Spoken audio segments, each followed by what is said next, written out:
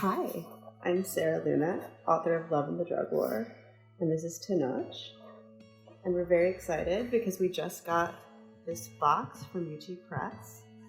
So now we're going to open it and see what's inside. Although Tenoch is going to take a nap on a pillow. He's bored. He already had to suffer many years of being my emotional support animal while I wrote this book, and I had less time to have my hands massaging him, so. Oh my goodness. It's exciting. Check it out. Wow. Smells nice. Beautiful picture.